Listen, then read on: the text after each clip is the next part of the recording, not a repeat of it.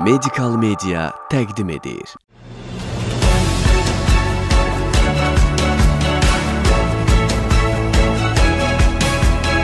Həyat bizi təmənnası sevənlərin sayəsində aydınlanır. Təbiət də tükənmədən bu ahəngi bizimlə paylaşır. Öyrənib, öyrədib, nümunə olmaq. Özümüzün və gələcək nəsillərin sağlamlığını qorumaqdır məqsədimiz. Buna var gücümüzlə çalışırıq.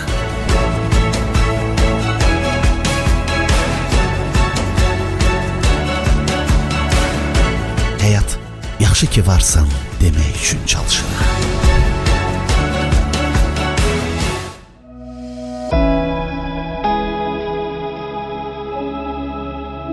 Salam həyat olaraq bu həftəni xərçənglə mübarizəyə həsr etmişik. Xoş gördük hər birimizi. Salam həyat efirdədir. Yoldaşım məndən imtina edəcək, mən saçlarım mı töküləcək, xəstəliyi haqqında hər bir şey bilmək lazımdır ki, onunla da güc-qüvvətlə mübarizə apara biləsiniz. Necə deyirlər? Xoşunuz gəlir bizə xərçəng sözü demədən, xərçəng cihazı qoymaqla. Mən süd vəzi xərçəngi ilə savaşıram, artıq 4 ildir. İlk dəfə güzgüyə baxanda saçsız idim. Onda anladım ki, mən xərçəngəm, mən xəstəyim. Ona qədər mən dərk eləmirdim. Qadında ən çox görülən xərçənglər hansılardır? Xəstələrin bizə müraciəti artıq çox təəssüf hissi ilə qeyd etməliyəm ki, gecikmiş mərhələlərdir. Xəstənin özünün xəstəliyini qəbullanması daha müsbət qarşılanır. Yəni daha tez xəstə bunu qəbul edir. Nəinki onun ətrafında olan insanlar. Süd vəzimdə kütlə hiss etdim. Güzgüyə baxıb özümə dedim ki, sən qalib gələcəksən bu xəstəliyə. Bu diaqnozu pasiyentin özünə bilavasitə demək lazımdır. İdeal olan o ki, bu psixiatrist eşliyində xəstəyə bu məlumat verilsin. Biz belə qidalanacağıq və biz xərçəng xəstəliyindən özünü sığortalaya bilərik. Doktor, biz profilaktika haqqında deyəndə və bütün dünyaya bir tufan kimi yayılan bir xəbər oldu. Hollywood aktrisası, hər kəsin gözəl sayılan Angelina Jolie'nin bir simptomu, bir sindromu təklif etdiyi bir üsul anasının və nənəsinin bu səbəblə rəhmətə getməyinin səbəbi süd vəzi xərçəngi olduğu zaman özündə heç bir problem olmadan bilərəkdən süd vəzlərindən imtina etdi. Çox gözəl bir mövzuya toxundunuz. Angelina Jolie əlbəttə bir Hollywood ulduzu üçün və bir seks simvol deyək, yəni bir xanım üçün, onun üçün sinə, yəni ən aparıcı bir qamət orqanı idi. Amma Angelina Jolie ilk dəfə 2003-cü ildə elə bir addım atıb ki, yəni Ərdəmə deyirsən ki, bəzən elə insanlar, yaxşı ki, atdı o addımı. Nə addım idi? Sizin dediyiniz məsələ, insanın anasında süd vəzi xərçəngi, nənəsində uşaqlıq boynu xərçəngi olur və biz bilirik ki, uşaqlıq boynu və süd vəzi eyni genlərlə idarə olunur, yaxın genlərdir, BRCA1, BRCA2 genləri. Bu xanım Angelina Jolie bir savadlı insan kimi gedir, genetik analiz verir və görür ki, bunda həkim olmayan bir kəs. Həkim olmayan, bəli, bax ona gətirdim sözü ki, yəni insanın həyat tərzi, yaşayımı tamam başqa bir sfera, özü aydın məsələdir. Və bu insan gedir bir analiz verir və onda 67% cəmi mutasyon dəyişikliyi görünür. O demək deyildi ki, bu xərçəng olacaqdır. Sadəcə olaraq sığortalayır özünü və dünyada ilk subkutanmastektomiya dediyimiz, yəni döşünü çıxarıb içində implantlar qoyulur. Tam döş çıxarılır, içində implantlar qoyularaq və o bir süd vəzi enzim uşaqlığından imtina edir və bu dünyada ilk olur. Və bu ilki də bir məşhur insan, yəni Angelina Jolie etmiş olur. Bugün xəstələr bizə sual verir, doktor, bizim genetik analizə ehtiyacımız varmı? Bəli. Əgər nəsildə varsa xərçəng, genetik analiz çox tövsiyə olunur. Bu ömürdə bir dəfə verilir, bu hər il verilməz. Bu tez-tez dəyişməz. Bir dəfə çıxacaqsa, həmişə də eyni şey çıxacaq. Çıxmayacaqsa, heç vaxt da çıxmayacaqdır. Amma bir dənə də məsələ var. Genetik analiz müsbət gəlirsə, 60-dan yuxarı faiz gəlirsə, %100 bu adam xərçəngdən yoluxacaq? Yox. Ola bilər həyat ölən gününə qədər xərçəngə yoluxmaz. Sadəcə olaraq insan artıq o halda Angelina Jolie əməliyyatına gedə bilər. Güney xanım, insanlar bəzən müalicəni başlamırlar. İnsanlar deyəndə əziz xanımlar, biz daha çox sizlərdən danışırıq, süd vəzi, xərçəngi yalnız qadınlarda olmur. Amma əlbəttə ki, 90% qadınlarda olur. Və mən istərdim ki, bu qadınların intim qalan suallarına biz toxunaq. Mən necə yaşayacağım, süd vəzi götürüləcəksə, mənim qadınlığım nədən ibarət olacaq, ana ola biləcəmmi, övladıma süd verə bilməyəcəm və mənim hormonal statusum nədən ibarət olacaq, mənə necə təsir edəcək, mənim həyatım, o ikinci həyatım nədən ibarət olmalıdır? Nida xanım, həqiqətən bax bu dediyim suallara son dövrlər Instagram üzərindən mən bir dəlili digər apardığımızdan bu mövzuya bir toxunaraq paylaşdıq bizim sosial şəbəkədə. Bax o mövzu çox maraqlı mövzudur. İntim həyat, intim suallar. Xəstələrimiz var ki, bəzən deyirlər ki, mən yoldaşıma utanıram artıq məni elə görməsin. Tamam, görməsin və ya da bəziləri var deyir ki, evdə belə pariklə gəzirəm ki, məni niyə o saçsız görsün, məni elə təsəvvür eləməz, axı o məni başqa cür sevib almışdı və s. Birincisi, süd vəzi xərçəngi olan hər bir qadın adi qadından heç bir fərq yoxdur. Yoldaşından cinsi həyatında yaşayacaq, yoldaşı ona da toxunacaq, üzrəm efir qarşısından sual verilir, amma bu izahatı verilməlidir, topluma çatdırılmalıdır. Bu xəstələr utanırlar həkimlərinə sual verməyə ki, sanki süd vəzi xərçəngi hələ əl-üstü əməliyyat söhbəti varsa, düşünürlər ki, artıq yoldaşı evdə bir ancaq bəy rolu oynayır da, yəni heç bir intim söhbəti gedə bilməz. Süd vəzi xərçəngi, əziz tamaşaçılarımız, əziz xanımlarımız, bu sizin üçün bir-iki illik qara zolaqdır ki, keçməlisiniz. Sonra tam sağalacaqsınız, remisiya alacaqsınız, uzun illər. Həkimimizə inansaz, özünüzə güvənsəz, yaradanınıza inansaz. Bax, bunu mən hər zaman deyirəm, bu üçü çox önəmlidir. Tək həkim yaxşı olmaqla iş düzəlmir, tək özünüzün özgüvəniniz olmaqla iş düzəlmir, tək yəni yaradanınıza inanmaqla iş düzəlmir. Üçü bir yerdə, üç enerji birlikdə sizə yəni qalib gəlmənizə kömək edəcəkdir.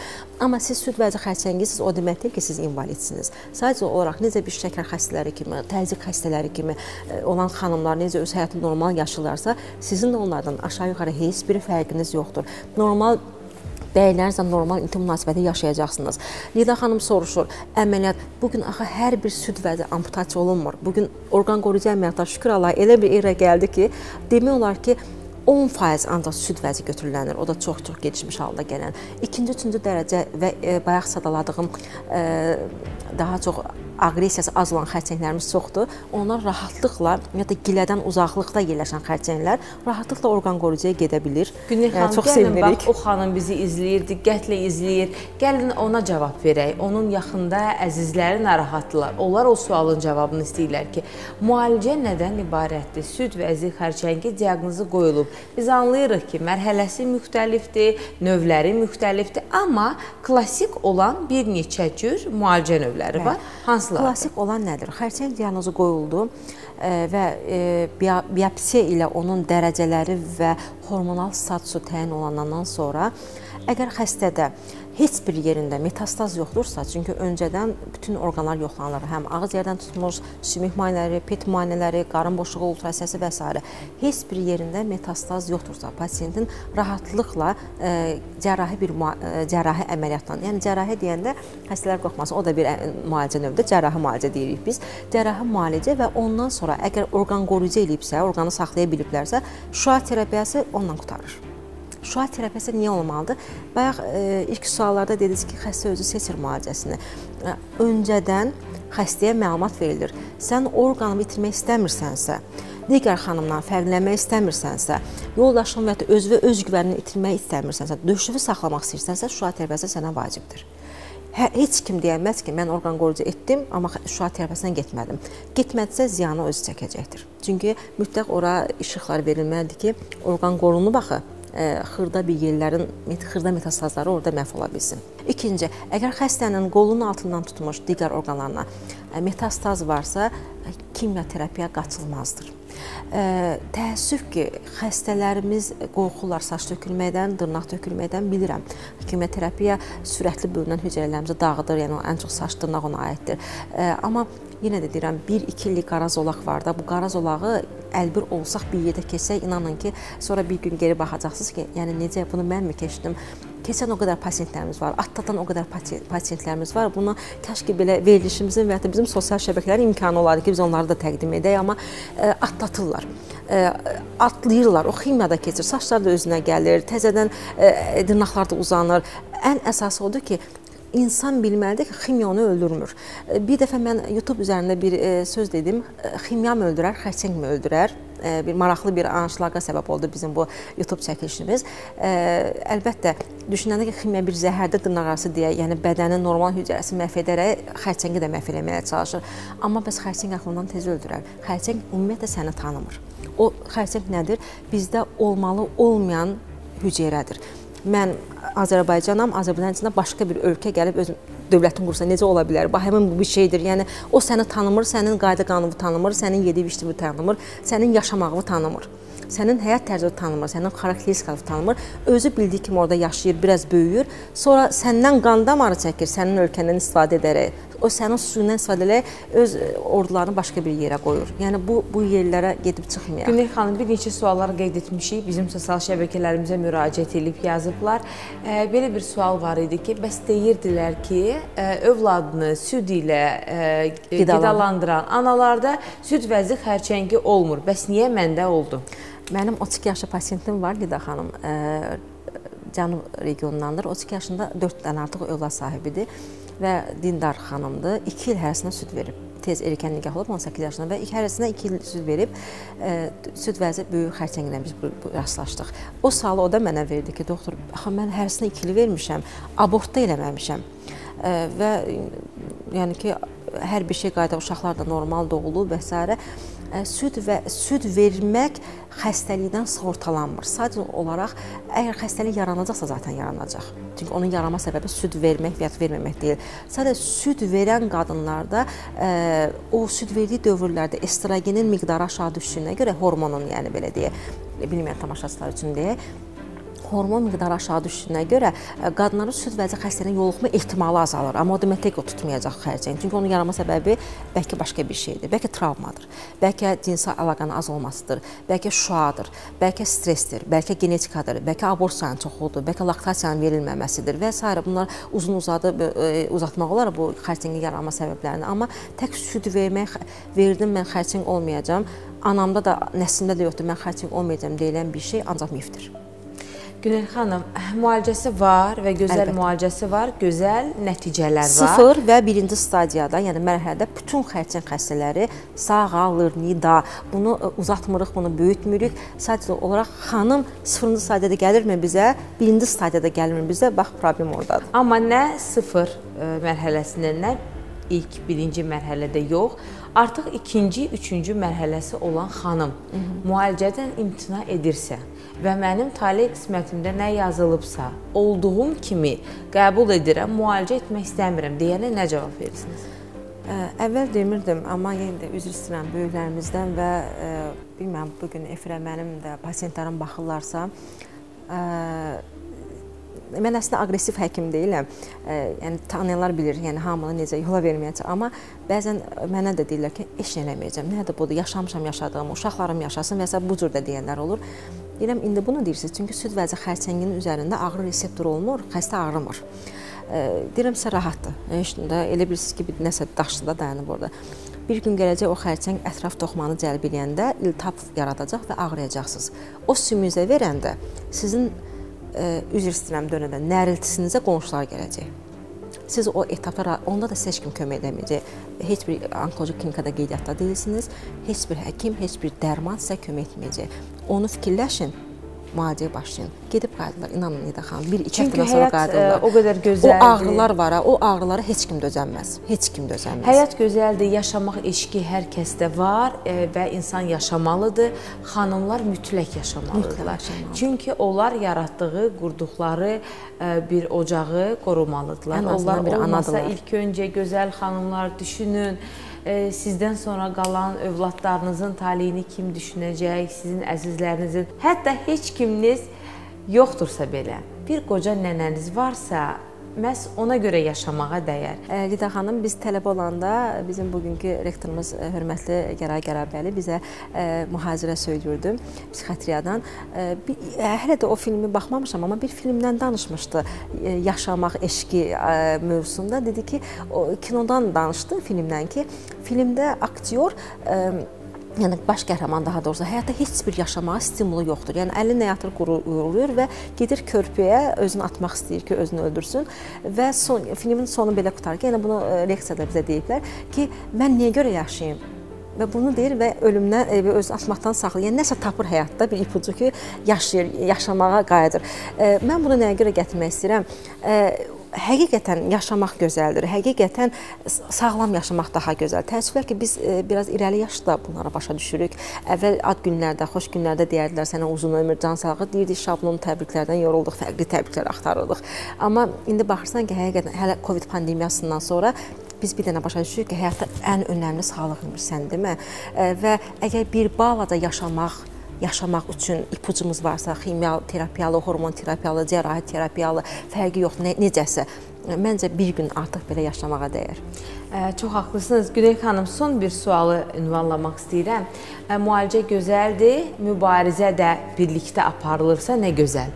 Amma çox təəssüf, bəzən müalicə bitəndən sonra xəstəlik yenə aktivləşir. Residiv verir, bəli. Nə zaman olur və bu zaman reaksiya nədən ibarət olur? Xəstələrin biopsiya cavabı gələndə biz artıq onlara deyirik ki, sənin xərçəng, məsələn, belə deyim, muçinoz xərçəng növü var. Mənim xəstəm var ki, 12 ildən sonra geri qayıtdı. Halbuki, bilirsiniz də, bizim millətə xoş gəlir axı, 6 ay ömrü qalıb, 9 ay ömrü qalıb, 5 il ömrü qalıb, kitab yazır ki, 5 il orta yaşamdı. Yəni, kitabı qoyuruq qırağa, kitab ümumi statistikadan yaranan bir mənbədir. Bir də praktika deyilən bir şey var və xərçəngin növlərinə görə bölgü var. Məsələn, bayaq dedim, muçinoz karsinoma, süd vəzi xərçəngidir. İnsan 12 ildən sonra residiv verdi, indi əməliyyat olundu, yenə orqan qoruyucu oldu, yenə də yaşayacaq bir hələ 5-7 il. Amma xərçəng növləri var ki, ələxsus gənclərdə, təəssüflərlə qeyd etmək istəyirəm, üçlü negativ məmə xərçənglərində, yəni bütün hormonal statusları negativdir, biopsiya aqressiv gəlib. O xəstələrin 3 ildən sonra geri dönmə şansı var və bunu da xəstəyə mütləq biz başa salırıq ki, səndə geri dönmə faizin filan xəstəyə görə daha çoxdur. 70% çoxdur, 80% çoxdur, 10% çoxdur. Amma yaşam kalitəni düzəltsən, yaşam kalitəsi nədir? Türklər xoşu gəlir, yəni idmanla məşğul olmaq. Hamımız oturaq həyat tərzində Lida xanım, bu mənə də aiddir, amma belə deyək, işimizdən dolayısıyla mənə aiddir, o mən də deyirəm.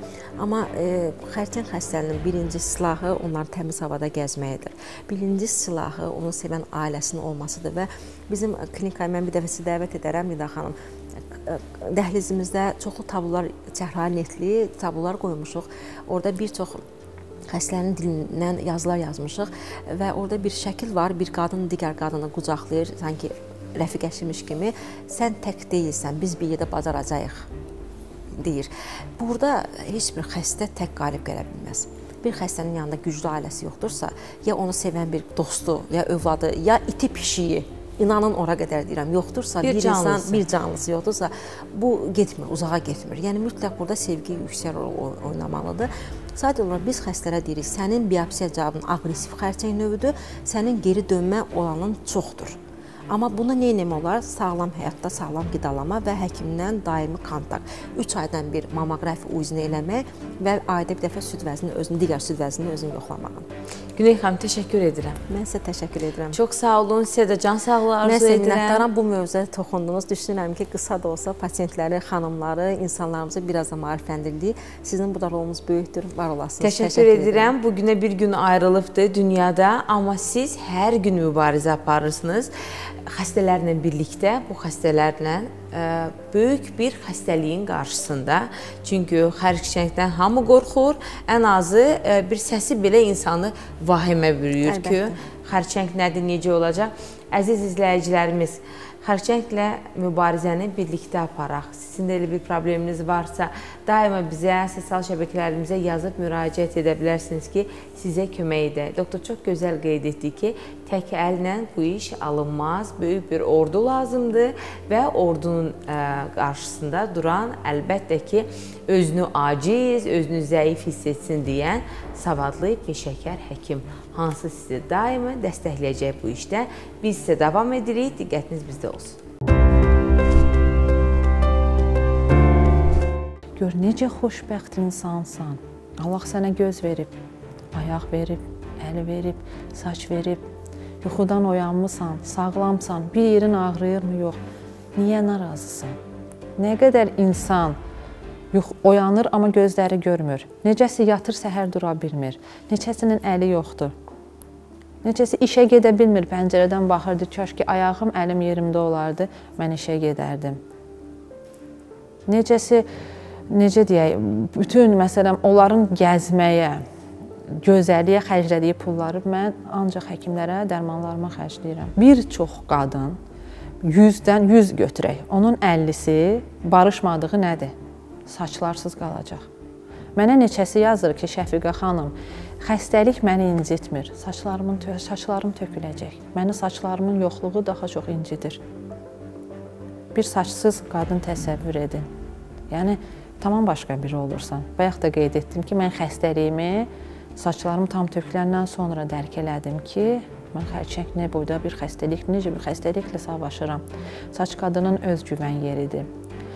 Mən indi kiməsə təzə diaqnoz qoyulanda, bax, dünən sizin qonağınız Lalə idi. Lalənin pariki öz saçlarındandır. Lalə mənə yazanda ilk dəfə dedi, uzun saçlarım var, necə olacaq? Dedim, get, kimioterapiyanı gözləmədən o saçları kəsdir. Öz saçlarından özünə parik düzəltdir. Getdi elədi. İndi öz saçını özünə parik düzəldib və onu taxır. Amma bizim bir qızımız da var, Fəridə. O da eyni şeyi elədi. Amma onu taxa bilmir, pisinə gedir. Deyir, bunlar mənim saçımdır, mənim saçlarım yoxdur, öz saçlarımdan pariki taxa bilmirəm. İnsanların yanaşma tərzi də müxtəlifdir. Biri taxır, xoşbəxtdir, o birisi gətirib verib mənə ki, ehtiyacı olan kiməsə ver, bunlar mənim saçımdır, mən bunları taxa bilmirəm. Dövlət bizə verirdi, mən 2-ci dərəcəli əliləm, belə gedirəm. Çünki orqanım yoxdur və metastazım var deyənə 120 manat pul verirdi mənə. İndi verir 200, bu aydan 220 manat. Bir dərmanım 2000 manatdır. Bir dərmanım. Ondan əlavələr də var. Keçdiyim müayinələr var. Hamısını toplasaq və bu pulu qazanmaq var. Və bilirsiniz, can o qədər şirin şeydir ki, hər nə olur olsun, yəni yaşamaq istəyirsən, o dərmanı almaq istəyirsən, o müalicəni almaq istəyirsən. Bugün mən o 2000 manatlıq dərmanı atmasam, bugün mən burada Şəfiqə kimi otura bilməzdim. Başa düşürsünüz, mənim həyatım, belə deyək də, düzdür, Allahın əlindədir, amma 90% də o dərmandan asılıdır. Bugün biz əlillik dərəcəsi almaqda çox çətinlik çəkirik. Hədsiz çox bizi incidirlər. Get-gələ salırlar. Eləsi də olur, vermir. Gedirsən, bütün o prosesləri keçirsən, orqanında yoxdur. Yenə də sənə əlillik dərəcəsi vermirlər. Çox istəyərdim ki, bax, bu gündəm məsələsi olsun. Onkoloji xəstələrə əlillik dərəcəsi verilsin. Ən azından orada aldığı, belə deyək də, sosial müavinət alırsan da, ən azından hansısa bir dərmanını qarşılayar. Çünki olduqca bahalı xəstəlikdir. Olduqca bahalı xəstəlikdir və bunu hər kəs bilir. Bunu kimsə dana bilməz.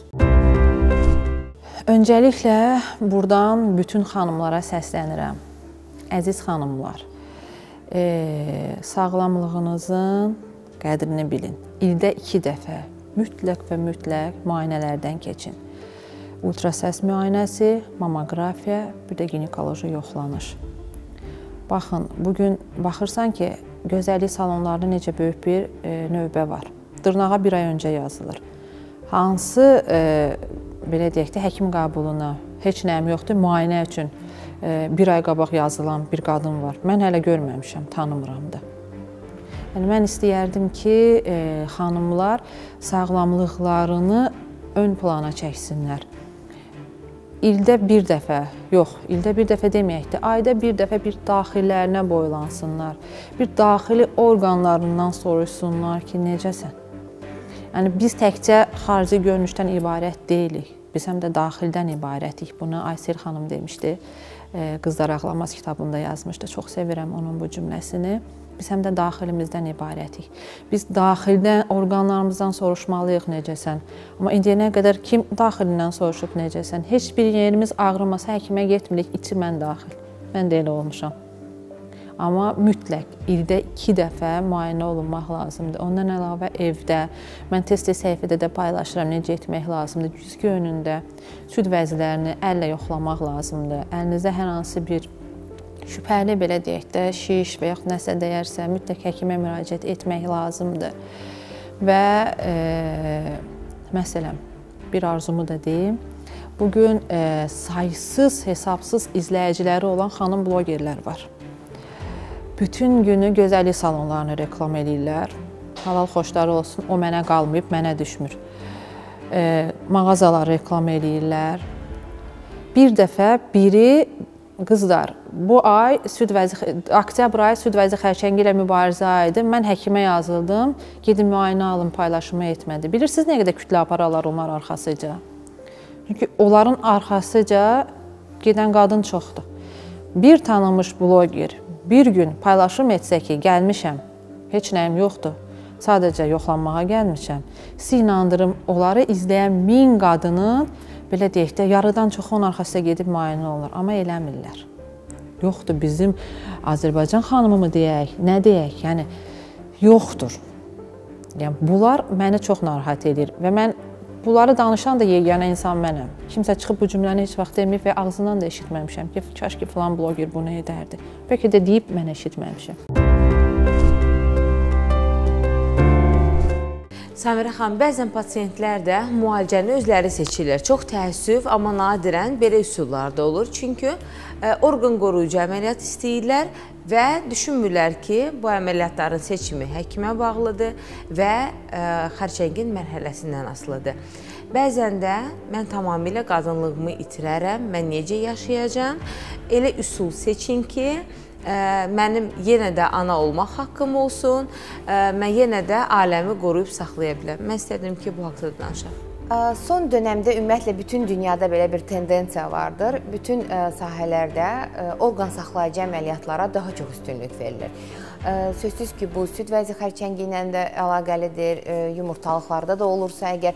Amma bu, bilirsiniz doktor, önəmli olan xəstəliyin mərhələsidir.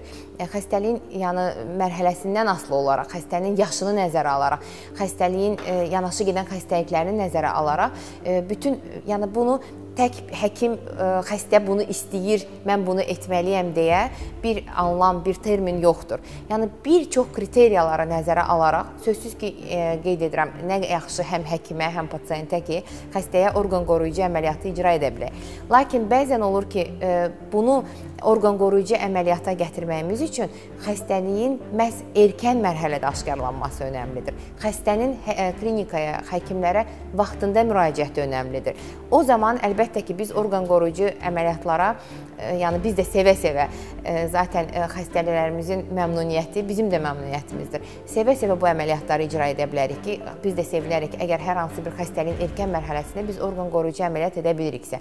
Bunun üçün yenə dönə-dönə bunu vurğulamaq istəyirəm. Vaxtında və düzgün həkimə müraciət etmək, təyin olunan biopsiyaların, təyin olunan müalicələrin vaxtında icra olunması və sonra pis gedişli nəticələrə gətirib çıxarmaması üçün həm pasiyentlər, həm həkimlər, həm özlərinə, həm də qoyulan, yəni yenə qeyd edəcəm, xəstəlik, həkim və pasiyent vardır. Yəni, xəstəliyi məhv etmək üçün həkim və pasiyent bərabər olub bu xəstəliyin sonlandıra bilərlər. Lakin pasiyent xəstəliklə birləşərsə, artıq həkimin edəcəyi bir şey qalmır nəticə etibarilə. Orqan qoruyucu əməliyyatlara gəldikdə isə, doktor, ginekoloji orqanlarda, yəni biz düzdür, ginekoloji orqanlar dedikdə qadın cinsiyyət sistemi orqanları, uşaqlıq boynu, uşaqlıq cismi, yumurtalıqların, borunun, uşaqlıq yolunun, uşaqlıq böyük cinsiyyət dodaqlarının, yəni hər bir ayrı-ayrılıqda hər bir üzvün xərçənginə rast gəlinir.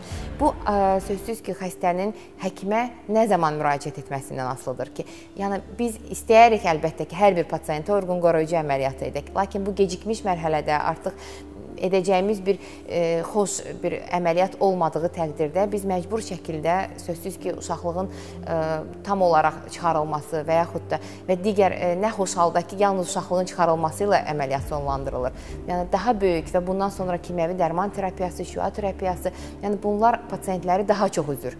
O baxımdan yenə də dolayısıyla da olsa, yenə həmin nöqtəyə çataraq qeyd etmək istəyirəm ki, həkimə düzgün və vaxtında, xəstəlikdən qorxmadan, xəstəliyi sanki qəbul etməyin, heç kəs bunu tövsiyə etmir. Amma xəstəliyin getdiyiniz bu yolda xəstəliklə bərabər həkimin nəzarətində olmağınızı tövsiyə edirəm. Doktor, hər bir xəstəliklə mübarizə ilk öncə profilaktikadan və maariflənmədən başlamalıdır.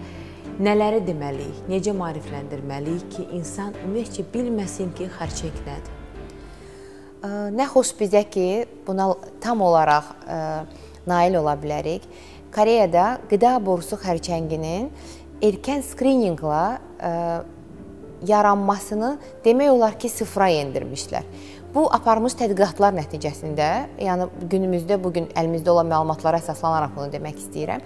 Nəyin hesabına, nə üçün məhz Koreyanı misal olaraq gətirdim? Çünki bildiyimiz qədərilə xərçəngin yaranmasında xüsusi qidaların, kəskin, isti, acılı, yəni qidalanmanın da xüsusi bir dəyəri vardır və nəzərə alsaq ki, bu ölkələrdə xüsusilə qidalanmasını, kəskin qidalara daha çox üstünlük verilir və bunların bu qədər yaxşı bir nəticəni əldə etməsi çox böyük bir maraq doğurur. Əslində, çox da sadə bir üsulla, erkən skrininqlə xəstələrin arasında selektiv olaraq, məsələn, işə qəbuldan öncə, tədrislə bağlı, tibb təhsil ocaqlarında, istənilən bir böyük bir müəssisələrdə, hansı ki, böyük bir kütləni əhatə edir, işə qəbuldan öncə sırf onkoloji check-up, minimal onkoloji check-up. Yəni, sözümün əsas məğzi nədən ibarətdir? Əgər bizim də insanlarımız, bizim də vətəndaşlarımız xəstəliyin profilaktikasını məqsədi ilə, yəni xəstə olmadan öncə, xəstəlik başlamadan öncə profilaktik olaraq bu müayinələri özlərinə rutin olaraq qəbul etsələr, biz, siz dediyiniz kimi, ən azından xərçəngin rastlanmasını yarı-bayarı azaltmış olmuş olaraq.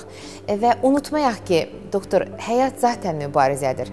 Bu xəstəlikdən asılı olaraq, olmayaraq, həyat güclülərindir, həyat mübarizəni sevəndir.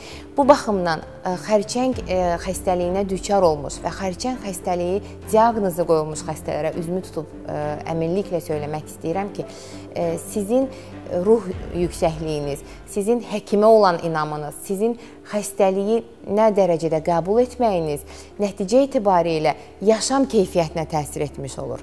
Və bununla bərabər, bununla yanaşı, yaxın qohumların, ətrafında olan dostların, pasiyentin özünün belə xəstəliyi haqqında maariflənməsi o həkimlərə, biz həkimlərə bir dəstək rolunu oynayır.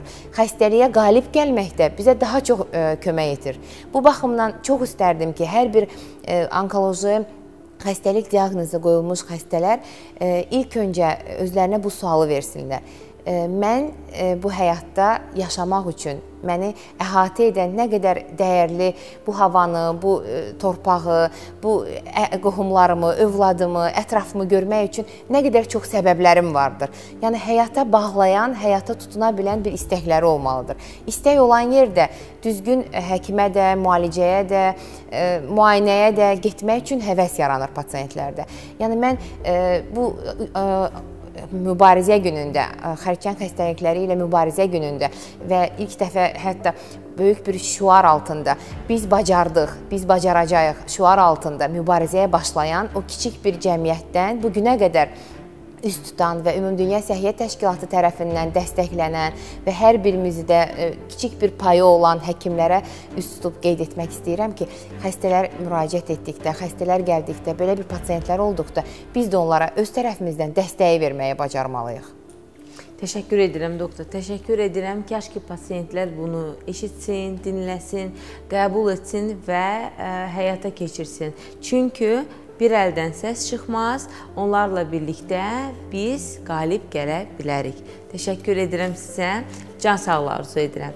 bütün həkimlərə ki, xəstələrlə birlikdə xəstəliklərə mübarizə aparıb qalib gələ bilsinlər. Amma biz bitirmirik, çünki xəstələri haqqında danışmaq üçün və onlara dəstək olmaq üçün pasiyentlər nə ilə qidalanmalıdırlar, onlar necə yaşamalıdırlar, yaşam tərzləri dəyişməlidirmi, onlar evdə necə dəstəkləyirlər. Gəlin unutmayaq ki, sadəcə biz birlikdə güclüyük və birlikdə bu xəstəliyə qalib gələ bilərik. Diqqətiniz bizdə olsun. Bugün sizə həsr olunubdur. Biz isə davam edirik. Ümumiyyətlə, biz keçmirik uşaqlarla. Sadəcə bizə ən çox xanımlar müraciət edir. Süd vəzi və ginekoloji xəstəlikdən əziyyət çəkənlər ən çox xanımlar yer tutur. Biz onlarla sosial şəbəkədə ancaq danışırıq, məsləhətlərimizi veririk. Yəni, öz keçdiyimiz yolu onlara başa salmağa və qorxulu olmadığını anlatırıq ki, onlar üçün də asan olsun. Mən düşünürəm ki, biz bu yolda uğur qazanırıq, yəni. Sadəcə xanımlarımız özlərinə hər zaman ikinci plana atırlar, arxa plana atırlar. Mən demək istərdim ki, əziz xanımlar, özünüzü ikinci dərəcəli hesab eləməyin, hər zaman öndə tutun. Öncə sağlığınızdır, hər 6 aydan bir müayinələrdən keçin, əsasən süd vəzi və ginekoloji. Çünki xərçəngdə, bizdə xanımlarda ilk öncə süd vəzi və ginekolojida aşkarlanır bu xəstəlik ən çox. Ona görə də mən məsləhət görərdim ki, xanımlarımız 6 aydan bir, ildə 2 günü özünə həsr eləsin, müayinələrdən keçsin. Çünki erkən diaqnoz həyat qurtarır. Bu xəstəlikdə ən önəmli nüans xəstəliyin erkən aşkarlanmasıdır. Sonra motivasiyanın yüksək tutmaqdır, başlıca səbəblərdən biri. Qidalanmanın düzgün olmalıdır, əsəb stressdən uzaq olmalıyıq. Hətta deyərdim ki, sağlam insanlar da bunlara etsə, bu xəstəliyi bəlkə də yoluxmazlar. İş budur ki, mən heç bir ağrı hiss eləmədim. Sadəcə bir kütlə əlimdə hiss elədim və həkimə müraciət etdim. Yəni, xərçəng səssiz gələn bir xəstəlikdir. Yəni, heç bir kütlə rastlamadan belə təsadüfən gedib, yəni onu aşkarlamaq olur. Ona görə biz deyirik ki, bunu erkən aşkar etmək üçün hər 6 aydan bir müayinələrdən keçin. Bəlkə də bu Allahın mənə bir verdiyi işarədir, belə deyim. Çox xəstələr elə olub ki, yəni biz kontaktda olduğumuz, danışdığımız xəstələr bu koronavirus vaxtı sadəcə təsadüfən müayinə olunarkən xəbər tutublar ki, onlarda süd vəzi xərçəngidir. Hal-hazırda mən müalicəm davam edir. Onu da demək istəyirəm ki, artıq tibb inkişaf edir. Yəni bu xəstəlikdən qorxmaq lazım deyil. Sadəcə erkən dövrdə olduqda, daha tez aşkarlandıqca tam sağalma ehtimalı yüksək olur. Bizim öz qrupumuzdan, Çəhrayı Lent qrupumuzdan bir neçə xanım bu xəstəlikdən dünyasını dəyişdi. Təbii ki, bu bizə çox pis təsir elədi normal olaraq. Çünki biz onlarla birlikdə idik. Hətta bir xanım deyərdim, İradə xanım. O mənim üçün ən əziz bir insan idi. Mən onun itirməklə yıxıldım, belə deyim. Onu itirmək mənə təsir elədi, amma o qədər yaşam həvəsi var idi onun. Həmişə onun sözləri mənim ağlımdadır. Heç vaxt ölümü düşünmürdü o. Sadəcə Allahın yazısı, qismət deyə bir şey var. Xərçəng ona qalib gəldi, amma mən düşündüm ki, ondan sonra mən bu yolu davam eləyəcəm və xərçəngə mən məğlub olmayacam. Bəli, sağalan xanımlar da var, həyatını normal şəkildə davam edirlər. Hətta bizdə süd vəzi xərçəngində süd vəzi tamamilə amputasiya olunan xəstələr olur. Sonradan o tip o qədər artıq bizdə inkişaf edib ki, süd vəzi implant da qoyulur. İlk öncə motivasiyanı yüksək tutmaq lazımdır. Bu xəstəlikdə motivasiya çox önəmlidir. İnsan düşüncəsi, öz düşüncələri ilə özünü sağaltmağa çalışmalıdır, pozitiv düşünməlidir. Şəxsən mən belə deyim ki, bu xəstəliklə özümü tapdım, özümü kəşf etdim, öz gücümü kəşf etdim. Öncəsi daha fərqinə vardım ki, öncəsi daha maraqsız həyatım olub. Amma xərçəngdən sonra mənim daha fərqli, daha aktiv, hərəkətli bir həyatım oldu. Bəlkə də bu mənim üçün bir şansdır. Allahın mənə verəcəyi mükafatdan öncə olan sınaq deyim. Sadəcə burada psixoloji dəstək, həkim dəstəyi yox. Bəzən də daha önəmli olan ailə dəstəyi, yaxınların, dostların və cəmiyyətdə onlar üçün vacib olan kəslərin dəstəyidir. Mən istərdim ki, burada ailələrə müraciət edəsiniz. Çünki belə bir xəstəliklərdə demirəm çox vaxt, amma bəzən ailə anlamır. Pasiyent qəbul etsə belə ailə qəbul etmir. Ailə imtina edir. Həm xəstəlikdən, həm də bəzən pasiyentdən. Nə yazıq ki, bu cür hallarla da üz-üzə qalırıq. Dediyim kimi, yəni insan bir sosial varlıq olduğu üçün qoyulan bir diaqnoz yalnızca özünə təsir eləmir. Həmçinin ailəni, bir işdə işləyirsə o işdəki çalışma şəklini belə dəyişir, çalışma şəklini belə etkiləyir. Burada ailələrə mesajım və yaxud da istədiyim və ya nacizanə olaraq xahişim budur ki, çox irdələmədən, çox incitmədən, məsələn, bu nöqtəyə vurğu eləmək istəyirəm ki, xəstə yaxınları əslində sanki dəstək olurlar, amma filan şeyi eləməsəydim, bax, daha yaxşı olardı. Filan vaxtında sözümə diqqətlə qulaq assaydım, bax, bu olmazdı. Bu xəstə üçün, belə deyim, dəstək deyil, daha betər travmadır. Və yaxud da ki, məsələn, bu da çox önəmlidir. Xəstənin tamamilə yükünü onun üzərindən alaraq, bütün yüklərdən onu arındıraraq, sanki bir balaca bir körpə kimi onun qayğısına qalırlar. Bu da çox istəmədiyimiz bir şeydir. Bəli, belirli bir dönəmdə, çox kiçik bir dönəmdə, bəlkə tanını yeni aldığı dönəmdə, hansı ki, gərçəkdən də istirahətə ehtiyacı olan zamanında, kimyaterapiyanın ilkin mərhələlərində bəlkə də buna ehtiyacı var. Köməyə ehtiyacı var, fiziki dəstəyə ehtiyacı var. Amma müəyyən bir zamandan sonra bu insan həyatını qaldığı yerdən davam etdirməlidir. Hətta nə qədər erkən qaldığı yerdən davam etdirərsə, o qədər yaxşıdır. Çox bəsit bir misal çəkəcəm sizə.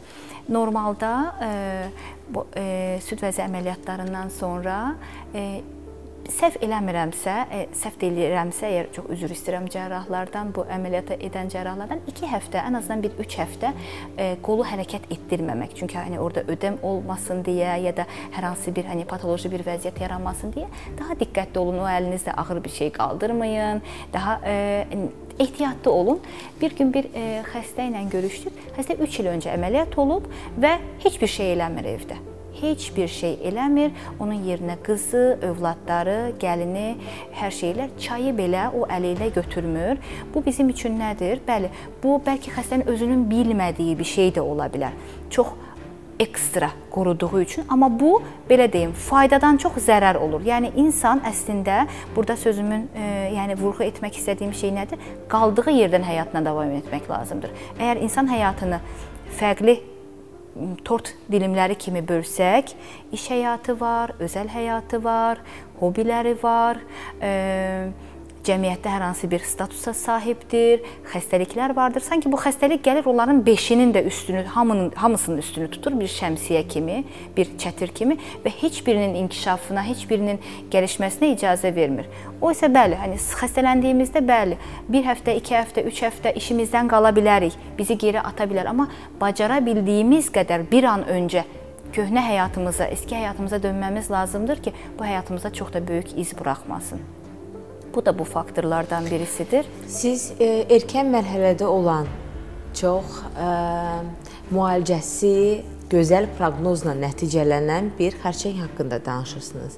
Amma pasiyentə çox irəlilənmiş bir mərhələdə diaqnoz qoyulubsa və artıq ağırlaşmış metastazlardan söhbət gedirsə, yəni bunların günləri, illəri, ayları belə sayılıbsa və pasiyentə bu çox səmimi şəkildə xəbər verilirsə, burada həyatınızı tamamilə dəyişin, öncədən yaşamadığınız bir həyatı yaşayın, bunu planlayın, bunu bildiyiniz kimi edin, bütün indiyə kimi həyata keçməyən arzularınızı həyata keçirdin. Bu nə qədər düzgündür və ya düzgün yolunu siz məsləhət görün. Bu hər fərd üçün, hər pasiyent üçün fərqli ola bilər, özəl ola bilər. Məsləhət odur ki, bu yolu onun üçün biz seçməyək. Məsləhət olan odur ki, bu yolu o özü, çox güvəndiyi, çox etibar etdiyi, inandığı ətrafı ilə birlikdə, yaxınları ilə birlikdə keçirtsin, seçsin. Bəlkə o yalnızca dincələrək həyatını başa vurmaq istəyir, bəlkə də kəşf edərək həyatını başa vurmaq istəyir. Yəni, bu tamamilə onların öz ixtiyarına buraxılan, təbii ki, dəstək almaq istəyərlərsə bizim sevə-sevə dəstək verməkdə həvəsliyik, istəyərik. Amma məsləhətdən çox, bu birazcıq onların öz üzərinə düşən. Doktor, bəs onları yaşam bir yalan içində yaşatmaq nə qədər düzgündür? Yenə də burada gəlirəm başa, bunu Dünya Sağlıq Təşkilatı bir mənalı olaraq xəstəyə, əgər ki, yenə dediyim kimi, zəka düzəyi normal olan bir xəstəyə xəstəliyi haqqında məlumatı tam vermək haqqını o xəstəyə verir. Tam tərsi, hətta belə vakalar da vardır dünya ədəbiyyatında. Xəstə qalxıb həkimi və ya yaxınlarını məhkəməyə də verə bilər. Bəlkə də o öfkəsindən, qəzəbindən ki, zamanında mənə desəydiniz, diaqnozumun hansı mərhələdə olduğunu, nə səviyyədə olduğunu, bəlkə mənim yarımçıq işlərim vardır, bəlkə mənim tamamlanmayan arzularım vardır. Xüsusilə palliativ dönəmdə olan, yəni hansı ki, artıq çox müalicəyə tabe olmayan və son mərhələlərində olan xəstələrdən çox xəstə yaxınlarına bu mesajı vermək istəyirəm ki, bəziləri özlərini günahkar bilirlər. Bacara bildiklərinin ən yüksək səviyyəsində fədakarlıq etməyə hazırdırlar. Hətta edirlər bu fədakarlığı. Yanlarından bir addım olsa, bir an, bir saniyə belə olsa ayrılmırlar. Son maddi, ən axırıncı qəpiyə qədər burada istifadə edirlər və bilərəkdən bəzən ki, heç kömək etməyəcək. Bu əslində, belə deyim, bu bəlkə də bir vəfa borcudur, bəlkə də bir vicdan borcudur. Yəni, bu barədə bizim, yenə də dediyim kimi, müdaxilə etməyə haqqımız yoxdur. Amma bacara bildikləri qədər öz həyatlarının da var olduğunu, necə ki, tibb xəstəlik qarşısında acizdirsə, bu mərhələdə olan xəstəlik qarşısında həkim necə acizdirsə, xəstə yaxını da o qədər acizdir. Yəni, öz üzərinə düşənin ən yaxşısını onsuz da edir.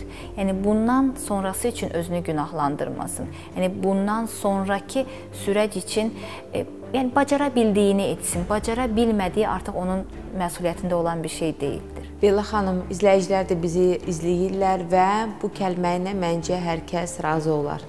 Xərçəng diaqnozdan hətta onu qədər ağır olan kimyəvi terapiyadır. Pasiyent bu diaqnozu eşidəndə bir kəlmə deyir, saçım tökülməsin. Sanki kimyoterapiya saç tökülmək deməkdir. Pasiyent bunu belə qəbul edir. Kimyoterapiya müddəti, məhz müalicənin özü pasiyentlərə niyə bu cür təsir edir? Bunu necə qəbul etsinlər? Lazımdırmı? Yoxsa bəzən elə bir müalicə növüdür. Heç bilməsinlər ki, o kimyəvi terapiyadır. Amma nəticə olaraq da bu qədər də mübarizə aparmayacaqlar, bu qədər də öfkəli olmayacaqlar, sanki anlamayacaqlar, amma bir nəticə görəcəklər. Əslində kimyoterapiya və ya radioterapiya və yaxud da cərrahi müalicə, yəni hansı ki xərçəng müalicəsinin ən yaygın bilinən müalicə yöntəmləri əslində bir nevi diaqnozu aldıqdan sonra diaqnozun təsdiqlənməsi üçün bir vasitədir. Belə deyim, məsələn, o günə qədər siz dediyiniz kimi bir xanım və yaxud da ki, bir bəy o günə qədər mənə çox təsir eləmirdi. Saçım töküləndə mənə çox təsir elədi. Çünki gerçəklə artıq üz-üzə qalır və saç tökülmə onun üçün diaqnozu alma qədər ağırdır. Yəni, deyir ki, bir o günü bu qədər pis olmuşdum, bir də saçımın töküldüyü gün. Çünki bu, bilavasitə, konkret olaraq onun sübutudur. Xəstəliyinin bir daha üzünə vurulmasıdır, bir daha onunla qarşı-qarşıya qalmasıdır. Əslində bu, biraz qəribədə çıxsa, bizim üçün yaxşı bir şeydir. Çünki niyə? Nə qədər xəstəliyi ilə qarşı-qarşıya qalarsa, onun gerçəkliyini o qədər qəbul edər, o qədər, belə deyim, gerçək mübarizə başlayar. Həqiqətən də gerçəyin bu olduğunu bilər. Və burada, yəni belə deyim, saçın tökülməsi, yəni kimyoterapiyanın yalnızca yan etkisi saçın tökülməsi deyil. Qan hüceyrələrində azalma olur, vücudun başqa yerlərində zəiflik olur. Bəli. Cəmiyyət içində artıq bunu bu cür tanıyırlar və xəstəliyindən də yox, sanki görünüşündən çəkinib utanır insan.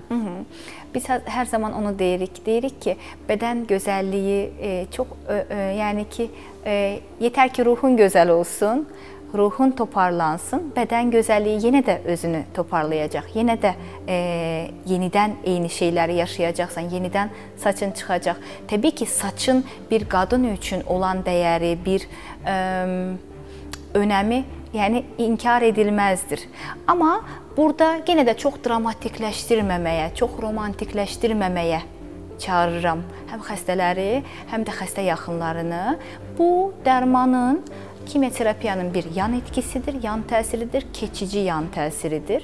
Dərman müalicəsi bitdikdən sonra, bizim üçün önəmli olan mərhələ bitdikdən sonra saçın da çıxacaq, qaşların da çıxacaq, kirpiklərin də çıxacaq, öncəsindən daha gözəl olacaq bəlkə də. Burada önəmli olan budur. Və ya yenə də radioterapiyada, məsələn, belirli bir yerin, radioterapiyanın şüalarına uyğun olaraq rənginin qaralması, dərinin quruması, bəzən ona çirkinləşmə belə deyirlər. Əvvəlki olmayan dəyişiklikləri insan üzərində hiss edirsən. Qəbul etmə çətin olur, amma keçicidir. Hər şeydən öncə bizim üçün önəmli olan budur. Biz vahid olaraq bir şey ilə mübarizəyə başlamışıq və mübarizə yöntəmlərimizdən birisi də budur. Doktor, bəs ətraf, psixiatra hər zaman əl çatmır. Psixoloqları hər zaman görə bilmirlər insanlar. Ətraf mühit, hər gün gördüyü insanlar, əzizləri nə cür dəstək etməlidirlər? Sanki xəstə kimi rəftar etmək də pasientlərə xoş gəlmir. Xəstədir, dəymə, əl vurma, qəbul etmə, yemə, ona dəyməyin, onu dəvət etməyin məclisə. O vəziyyətdə deyil, ağır xəstədir, kimyoterapiyadan çıxıbdır. Yoxsa tam əksinə, onu daha çox cəlb etmək lazımdır, cəmiyyətdə aktiv olsun, qonaqlara qəbul etsin, öncədən getmədiyi yerlərə hətta gedib gəlsin. Mən istərdim bunu ünvanlı müraciət edəsiniz ki, ailə necə qəbullansın və özünü necə aparsın. Çünki bu hər zaman ilk dəfə olur. Haqlısınız. Bundan öncə ağlıma bu gəldi və çox həssas bir mövzudur. Biz millət olaraq çox sevəcən, bir-birimizlə iç-içə yaşamağa alışmış və əslində yaxşılıq olaraq qələmə verilən, amma altında biraz da yaxşılıq olaraq bilinən, əslində bu qəsdən edilən bir şey deyil. Məsələn, dəfələrlə təkrar necə oldu, başına gəldi, nə oldu, necə oldu? Danışdırmaq, söyləmək. Hər dəfə təkrar. Əslində, yenə dediyim kimi, bunu bilinçli olaraq xəstə yaxını eləmir. Dost, qohum, tanış bunu bilinçli olaraq eləmir. Əslində, hal-əhval tutmaq, onun dərdinə qalmaq, yəni mən də sənin dərdinlə həmdərdəm, mən də sənin qayğına qalıram. Düzgün deyil. Düzgün bir şey deyil. Amma pasient sanki rahatlaşır. Pasient hər zaman özünü bir qəhrəman kimi sanki hiss edir. Elə deyilmi? O zaman biz pasientlərdən ricamız budur. əgər ki, bunu danışmaq istəyirsənsə, danış. Danışmaq istəmirsənsə, bu icazəni özünə ver. Ya da əgər özün deyə bilmirsənsə, çox güvəndiyin bir yaxınına de ki, mən hər dəfə təkrar bu söhbəti etmək istəmirəm. Xahiş edirəm, sən zəng eləyən insana denən.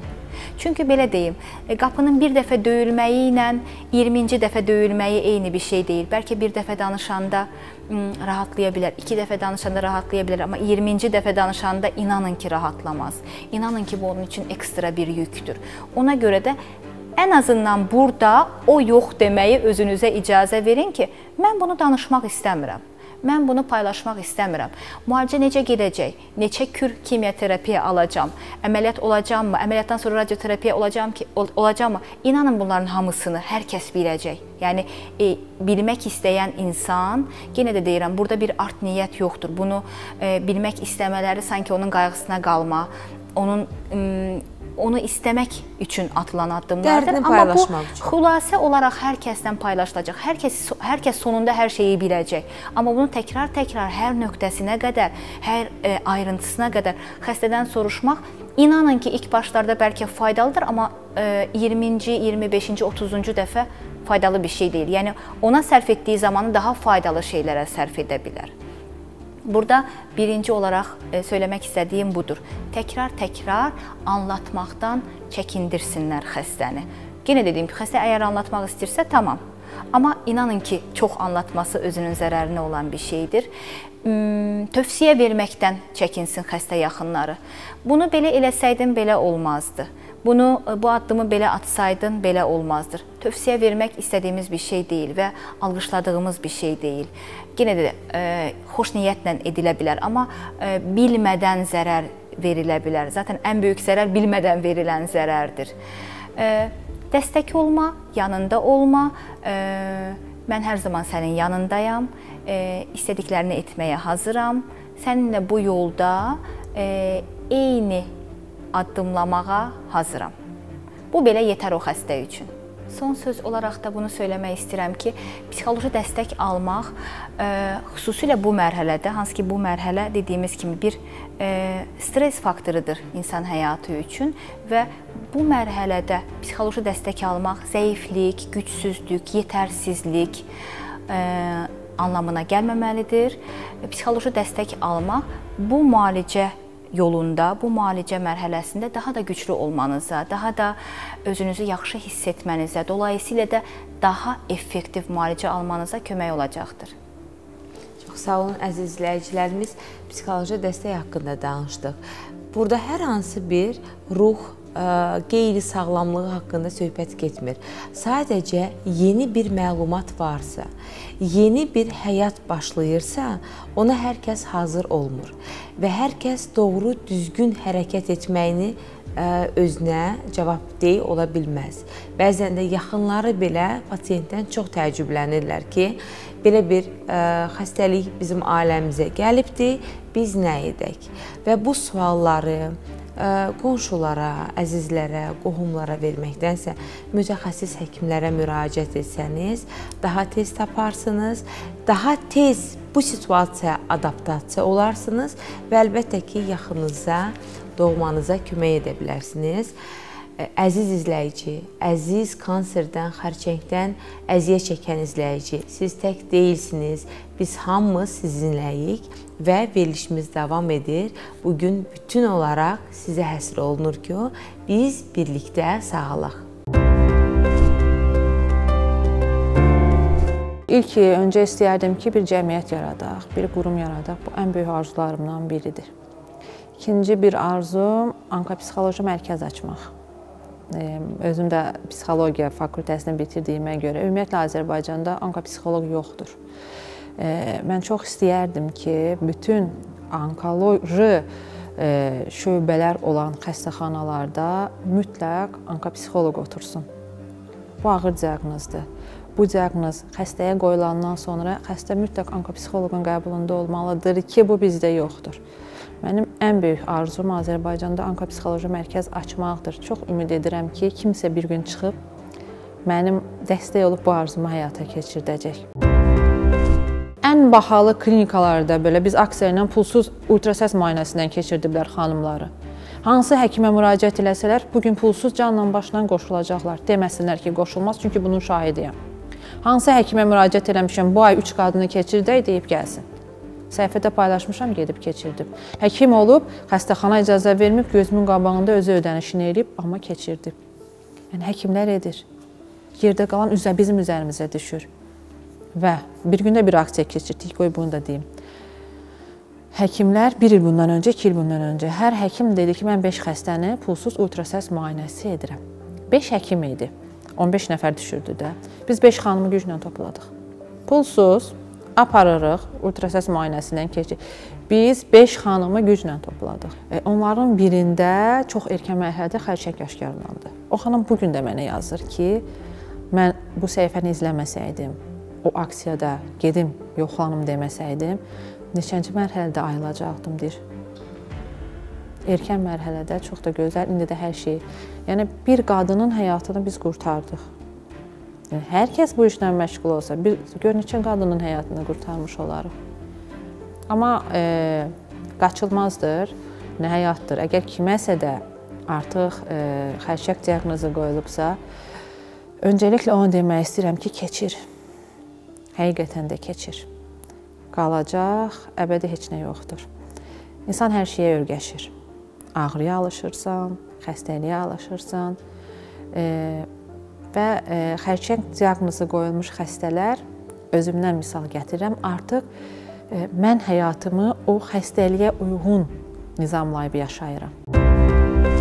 Bir gün bir xanım mənə yazdı ki, kaş ki, Allah mənə də sənin kimi hər dəqiqə belə gülməyi, belə xoşbəxt olmağı nəsib etsəydi.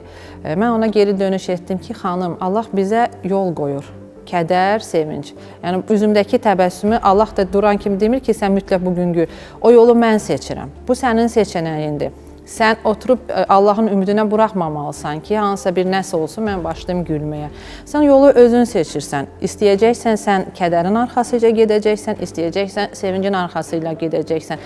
Əgər mən bilsəm, səhər durub axşama kimi ağlasam və gecə görsəm ki, bu xəstəliyim getdi, tərtəmizəm, mən səhərdən axşama kimi ağlayaram. Yəni, insan dərk eləməlidir ki, ağlamaqla, sızıldamaqla bu xəstəlik sağalacaq bir şey deyil. Bir də anı yaşamaq deyə bir şey var. Mən bu xəstəliyə qədər bilmirdim anı yaşamaq nə deməkdir. Mən bu xəstəliyə qədər özümü bu qədər sevmirdim. Mən bu xəstəliyə qədər çox fədakar bir qadın idim. Bu xəstəlik məni oyatdı, ayıltdı. Ümumiyyətlə, xərçəng elə bir xəstəlikdir ki, kim bu xəstəliklə savaşırsa, onların həyatı 2 yerə bölünür. Xərçəngdən əvvələ və sonraya. Bilirsiniz, insan xərçəng xəstəliyindən sonra bütün vərdişlərinin yerini dəyişir. Bunu keçən dəfə də qeyd etmişdim, indi də deyim, sevdiklərinin yerini belə dəyişir. Bütün yeməklərinin belə yerini dəyişir. Dostlarının yerini dəyişir. Bir rəfiqəm Türkiyədə bir taksiyə minir, taksi şoförü bilir ki, bu xərçəngdir, deyir ki, abla, mənim qızım üçün dua elə. Bu da belə baxır, deyir, niyə? Deyir, siz Allahın seçilmiş bəndələrisiz. Allah sizin səsinizi daha tez duyar, nəinki bizim. Bax, indi siz bunu dediniz, ona gəldim. Çıxdım ki, həqiqətən də bu xəstələr, belə deyək də, seçilmiş xəstələrdir. Və bir də fikir verirsiniz, hamısı gözəldir. Mən hərdən paylaşıram, belə baxıram, deyirəm, ilahi, biri çirkin olardı da bunların içində. Hər birindən gözəldir o xanımların. Əvvəllər saat 12-yə, 1-ə kimi yatırdım. Həqiqətən də. Bu xəstəlikdən sonra saat 8-də oyanmağa başladım. 1 saat gec oyansaydım, o 1 saata hayıflığım gəlirdi ki, onu niyə yataraq keçirdim? İndi də elədir. Nə etsəniz də mən 12-də, 1-də yuxudan qalxmaram səhərlər. Yəni, onu boşuna yatmaqla harcamaq istəmirəm. Heç vaxt daha 1-ə kimi yatmaram. O, səhər 8-dən 1-ə qədər olan zamanımı, bilin ki, apardım, atdım. Deyir, səni sevirəm, amma özümü səndən də çox sevirəm.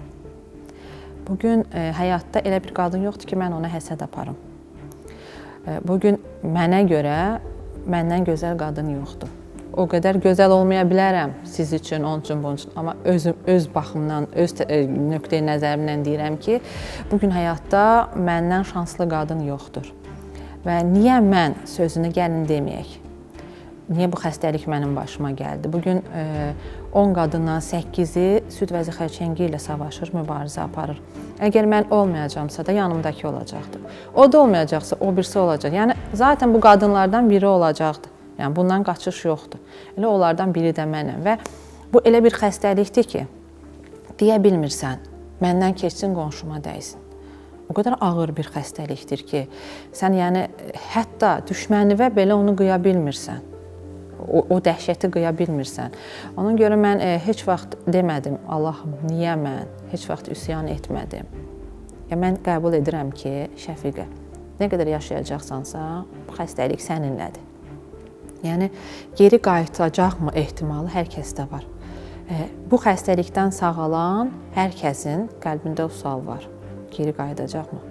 Kimsə sənə qarantiya verə bilmir ki, sən sağaldın, getdin, bu xəstəlik bir də sənə geri qayıtmayacaq. Hər kəs bu qorxu ilə yaşayır. Amma biz artıq həyatımızı ona uyğun olaraq qururuq. Yəni, xərçəngə qədər yediyim qidalar tam başqaydı. Amma indi başqa şeyləri yeyirəm. Mən 2019-cu ildən bu tərəfə konfet yemirəm. Həqiqətən yemirəm. Bəlkə fikirləşərlər, heç olmasa bir dənə arada yeyib, yox, yeməmişəm.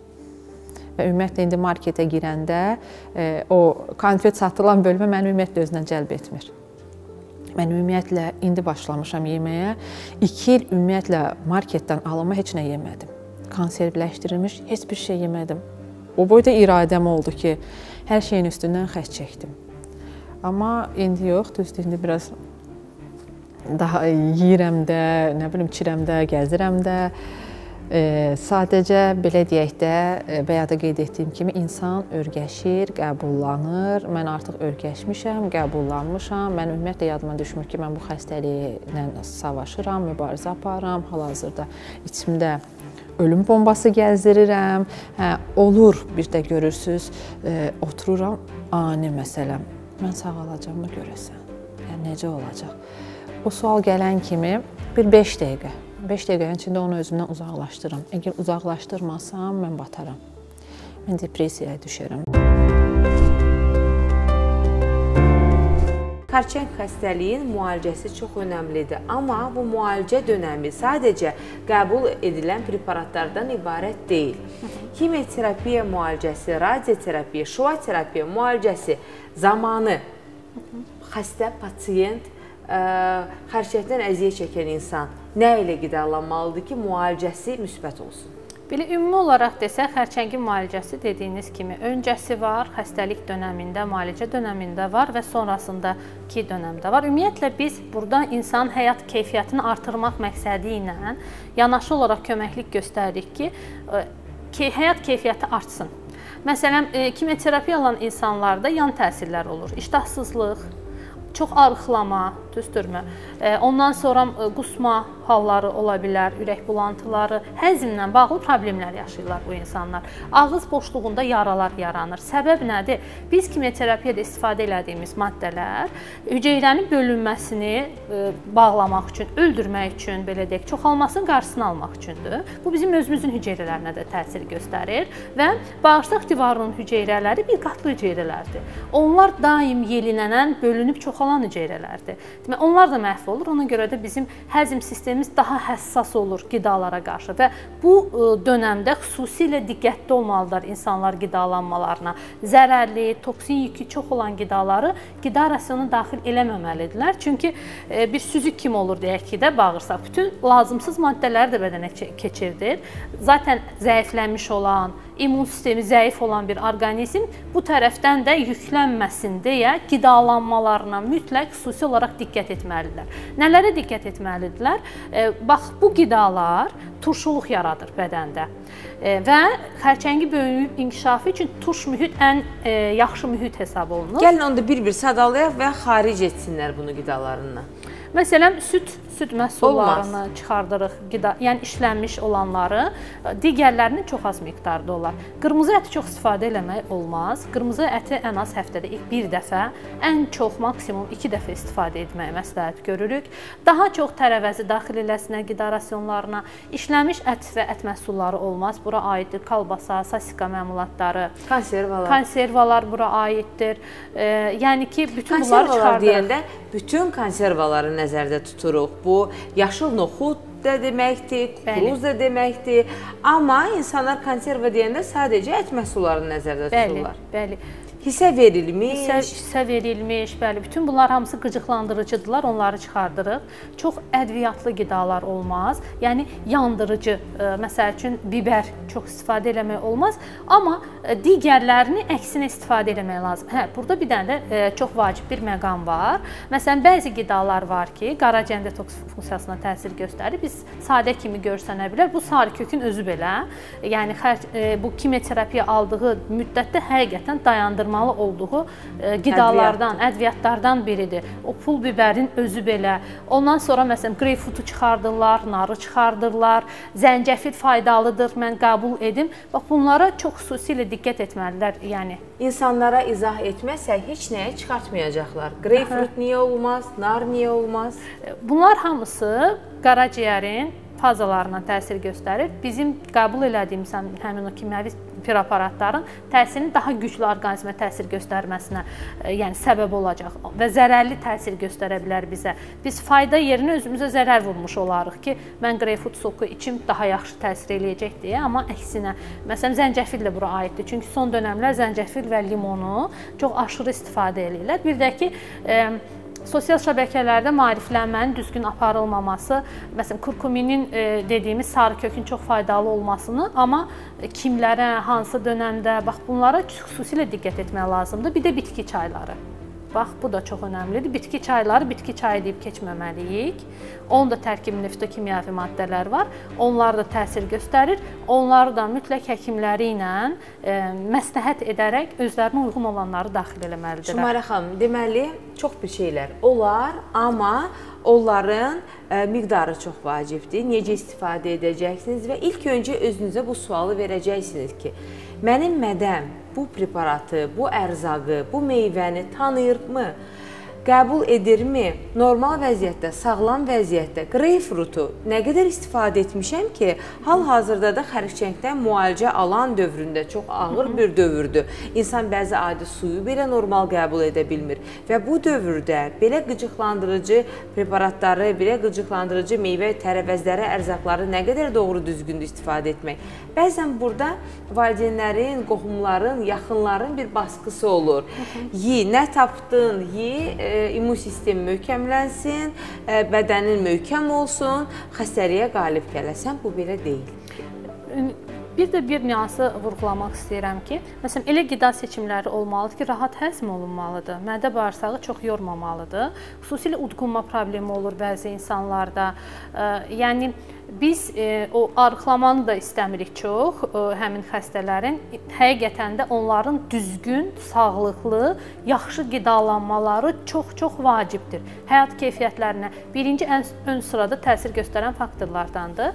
Ona görə də qida seçimləri xüsusilə, yəni xüsusi incəliklə seçilməlidir. Bu o demək deyil ki, nə gəldi yeməliyəm ki, mənim immun sistemim güclənəcək. Daha çox xırda əzilmiş, döyülmüş, yulaflar, sulu xörəklər. Sulu xörəklərdə də gəlin qeyd edək, necə gözəl qeyd etdiniz ki, pul bibarı istifadə etməsəniz, duzu etməsəniz və onun tərkibində olan bəzi qıcıqlandırıcı ərzaqları, əzviyyatları, sarı kökü belə aşağı qatmasanız, daha yaxşıdır, daha faydalıdır.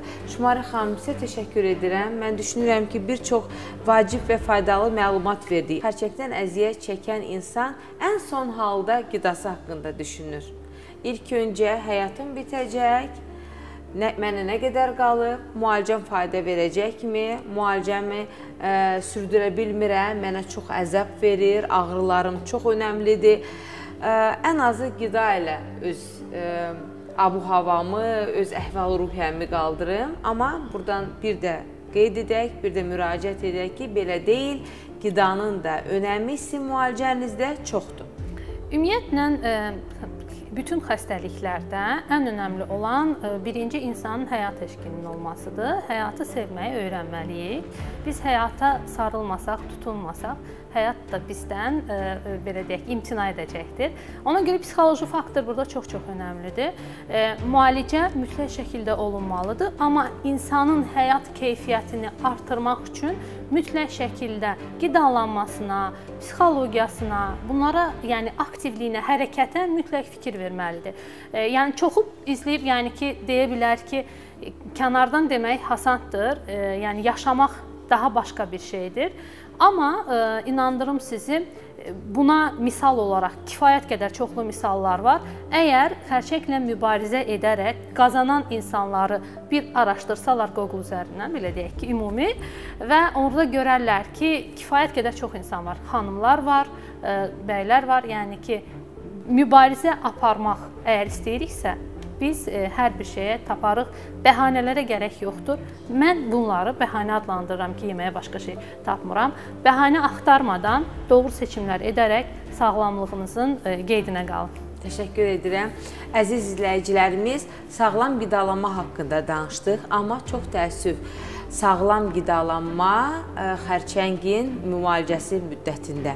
İnsan nələri yeməlidir ki, heç xərçəng xəstəliyi qazanmasın. Amma müalicə alırsa, artıq bu diaqnoz qoyulubsa, nələri qəbul etməlidir ki, müalicəsi gözəl nəticə versin və sizin də bizə ünvanlamaq istədiyiniz sualınız bitməyibsə, mən necə qidalanım, xərçəngəm, nə edim deyirsinizsə, Səhiyyə kanalın sosial şəbəkələrinə müraciət edə bilərsiniz. Səhiyyə kanalın mətbəxdə həkim var verilişinə müraciət edə bilərsiniz və funksional tibb həkimi Şumarə xanım Qaracayeva bütün suallarınıza cavab verəcək ki, siz hər zaman sağlam qalasınız və ən əsası ömrünüz həm keyfiyyətli, həm şən, həm xoşbəxt, həm uzun illərdən ibarət olsun. Təşəkkür edirəm.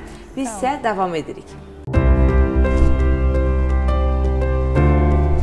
Qidalanmada ən çox xərçəng xəstələrinə şəkər olmaz, yəni şəkər tükətimi olmaz. Çünki xərçəngin qidalandığı bir çox qidalar var. Bunların başında şəkər durur.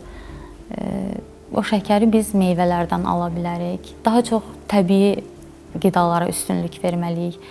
Bilmirəm, bu günümüzdə nə qədər mümkündür. Amma çalışmalıyıq ki, təbii qidalara üstünlük verək. Hər şey normasında, yəni çox, misal üçün deyirlər ki, kökəl və bu xəstəliyi aşa bilərsən kökəlməklə. Xeyr, düzgün deyil.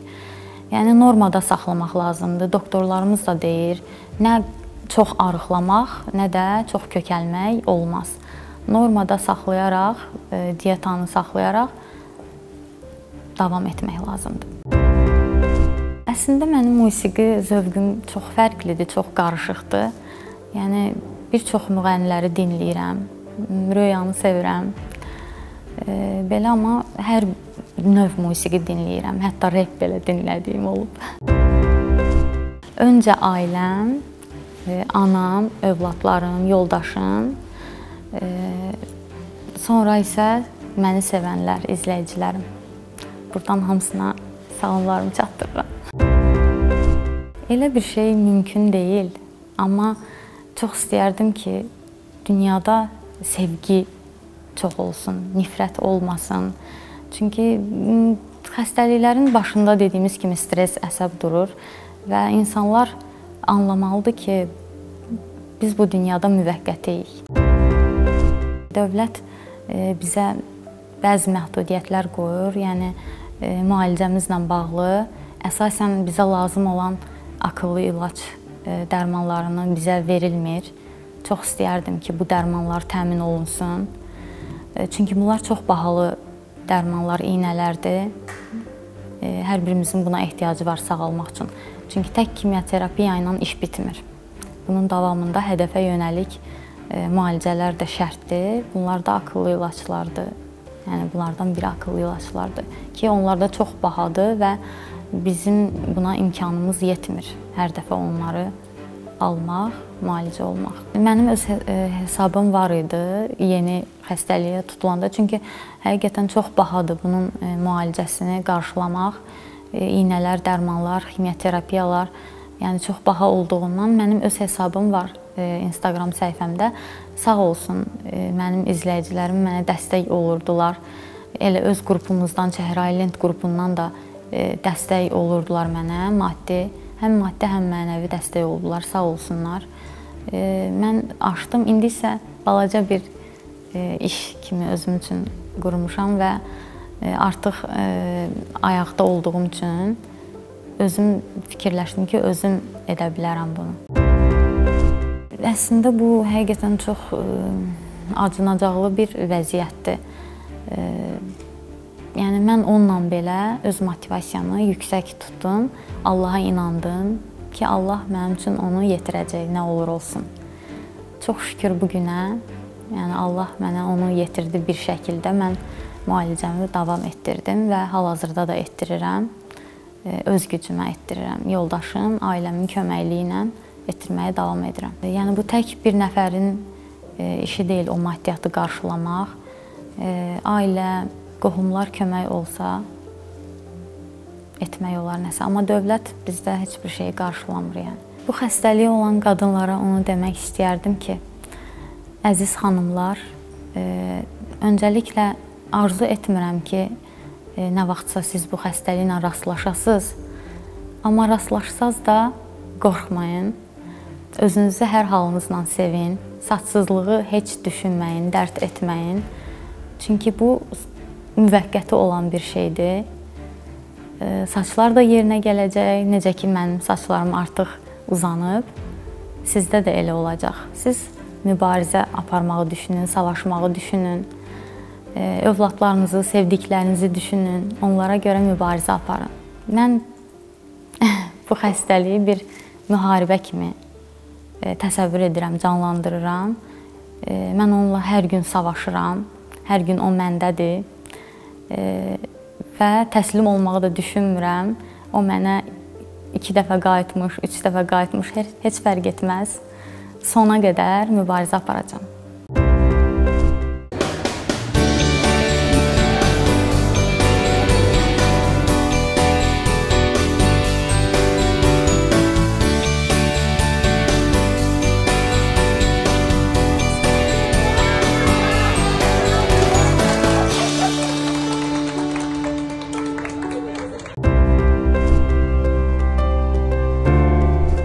Hər birimiz əlimizdən gələni edək.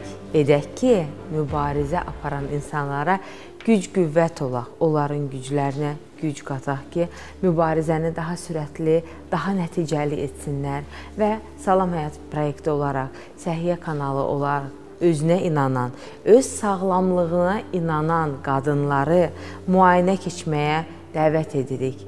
Müraciət edin sosial şəbəkələrimizə, Instagram, Facebook və yazın, sizin də hər hansı bir simptomlarınız varsa, sizin şikayətiniz varsa, hətta şübhəniz belə olmasa, mən tamamilə sağlamam deyirsinizsə, ən azı ildə bir dəfə check-up müayinə keçin, özünüzü yoxlayın. Çünki bu xəstəlik çox hiyləgərcəsinə, gözlənilməyən anda insanın həyatına çökür. Amma biz həkimlər varıq və sizi bu xəstəlikdən qorumağa çalışırıq. Və nəticəsi sadəcə sizlərdən asılıdır. Siz də özünüz üçün həkim olun. Siz də özünüzün həkiminiz olun. Siz də bizə kömək edin ki, biz bu mübarizədə birlikdə qalib gələk. Bugünlük bu qədər deyirəm. Düşünürəm ki, hər birimiz bugün qalib olduq. Amma mübarizəni hər gün aparmalıyıq. Sağ olun, sağlıqla qalın.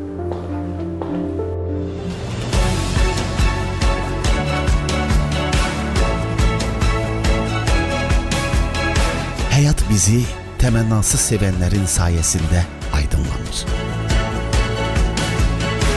Təbiət də tükənmədən bu ahəngi bizimlə paylaşır.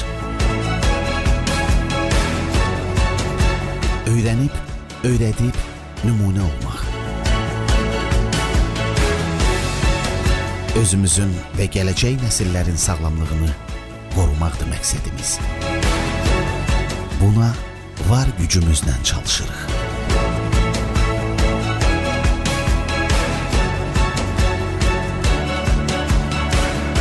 Həyat yaxşı ki varsan demək üçün çalışırıq.